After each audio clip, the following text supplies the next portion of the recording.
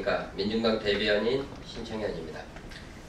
3.1운동 임시정부 100주년을 기념해서 이석기 전 의원 및 양심수 석방 촉구를 위한 진보정당의 기자회견을 진행하겠습니다.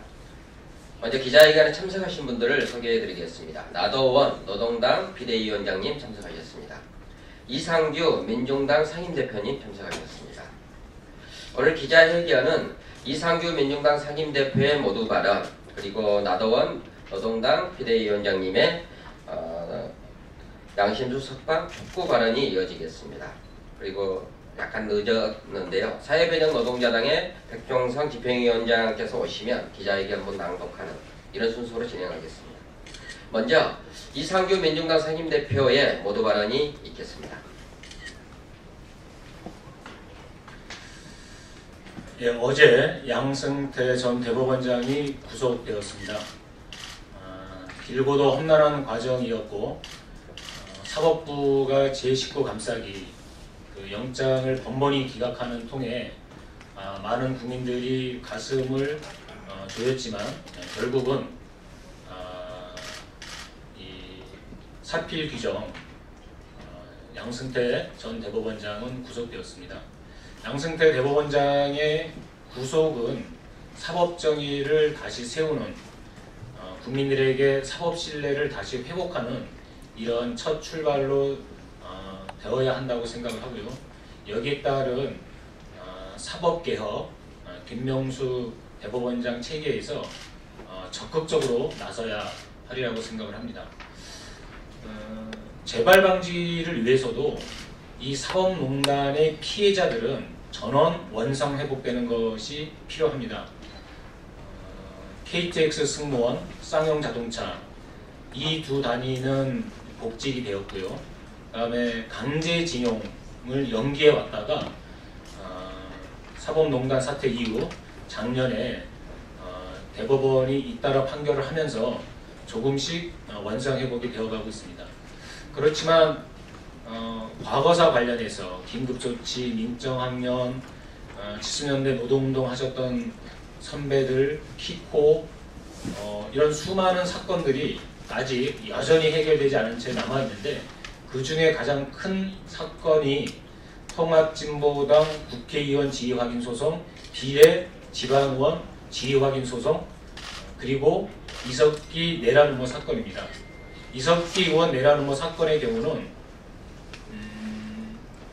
국정원이 그 협조자라고 얘기하는 뿌락치를 심어서 왜곡 조작을 했을 뿐만 아니라 여기에 언론이 부안해동했었고 검찰이 그 수사 기소를 한 후에 1심 재판 과정에서부터 재판 개입이 노골적으로 이루어졌던 이번 사법농단 과정에서도 조명되지 않았던 가장 극악한 형태의 사법농단이 확인이 되었습니다.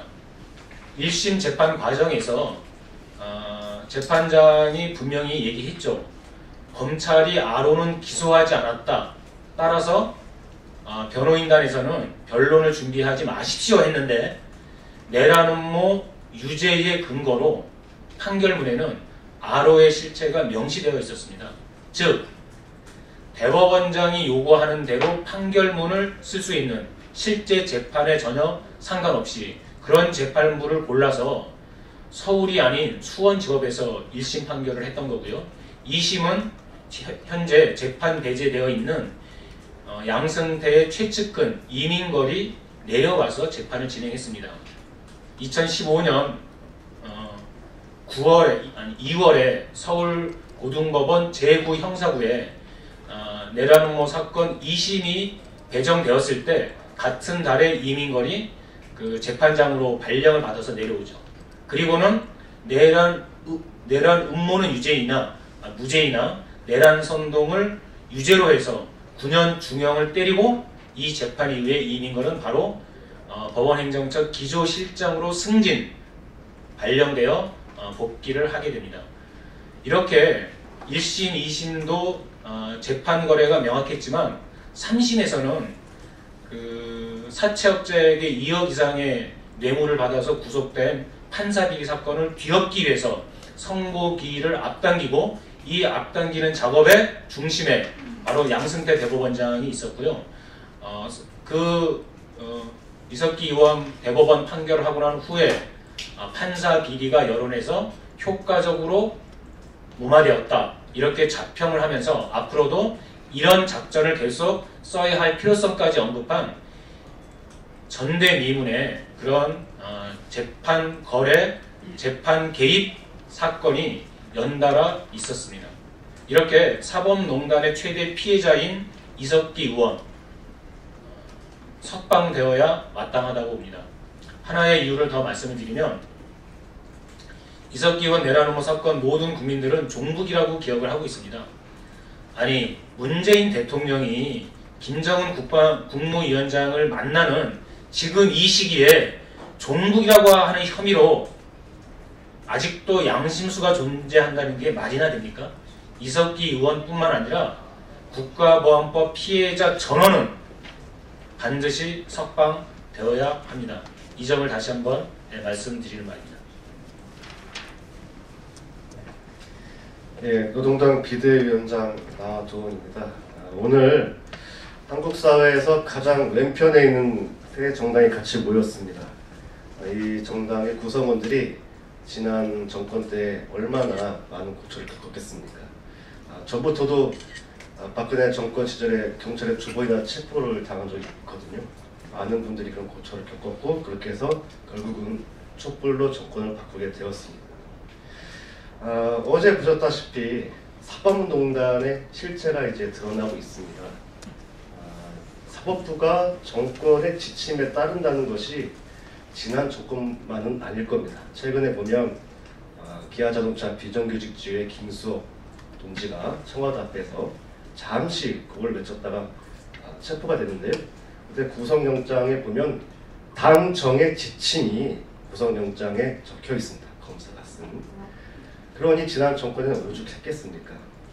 그리고 그때 자신들의 신념과 사상을 지키기 위해서, 그리고 박근혜 정권을 무너뜨리기 위해서 노력했던, 앞장섰던 많은 분들이 그러한 사법농단에 의해서 체포되고 구속되었고, 지금도 많은 분들이 감옥에서 고초를 겪고 있습니다. 집회와 결사, 사상의 자유는 헌법에 보장되어 있습니다. 지금까지 그것을 지키지 않았다고 한다면 이번에 꼭 그들을 석방함으로써 촛불 정부를 자임하는 문재인 정부가 지난 정권과 다르다는 것을 증명하기를 요구합니다. 고맙습니다.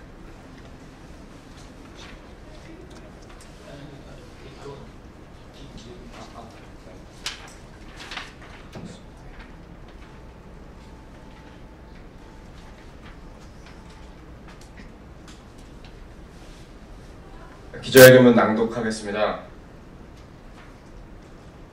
3.1운동 임시정부 수립 100주년, 양심수 석방은 시대의 요구이다. 3.1운동과 임시정부 수립 100주년의 즈음에 3.1절 특별사면에 양심수가 포함될지 모두가 지켜보는 중이다. 진보 시민사회 진영은 물론 종교계와 양심적 지식인 등 촛불정부가 촛불정부답기를 바라는 모든 이들은 이석기 전 의원과 모든 양심수의 특별사면을 기원하고 있다. 지난 100년을 돌아보고 새로운 100년을 준비하는 지금 양심수 석방은 시대의 요구이다. 3.1운동과 임시정부 수립의 정신은 양심수 수립 석방과 맞닿아 있기 때문이다. 첫째, 양심수는 일제 치안유지법이 만든 구시대 유물이다. 국가보안법은 일제강점기 치안유지법에서 비롯되었다. 일제강점기 국민의 사상과 말, 행동을 옥죄었던 국가보안법이 지금도 양심수를 만들어내고 올가매고 있다. 구시대 유물이 새시대 출발을 가로막게 두어서는 안 된다. 둘째, 3.1운동에 나섰던 민중과 지금의 양심수는 같은 세상을 꿈꿨다. 3.1운동은 민족의 자주독립과 평화, 민주화, 인권의 가치를 외친 행동이었다. 100년 전 일제 포갑에 맞서 싸웠던 선조들은 46,948명이나 투옥됐다. 근대 최초의 양심수였던 셈이다. 적폐 정권의 폭압에 맞서 평화, 통일, 평등 세상을 말했던 이들은 아직 감옥에 있다. 오늘날의 양심수다. 그들의 양심적 행동은 100년 전 거리에 나선 민중과 다를 것이 없다.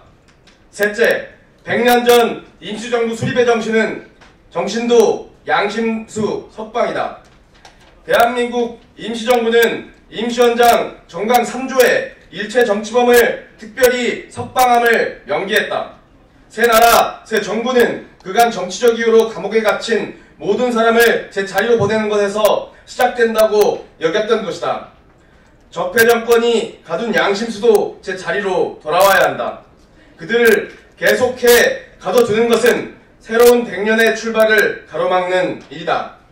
양심수 석방 시대의 요구이며 명분도 충분하다. 정부는 누구의 눈치를 볼 이유가 없다. 판문점 선언이 열어낸 새로운 시대, 문재인 정부가 더 이상 양심수 석방에 눈감은 정부라는 오명을 떠안지 않길 바란다. 100년 전 3.1운동과 임시정부의 정신을 이어받아 이석기 전 의원을 비롯한 모든 양심수를 석방할 것을 촉구한다.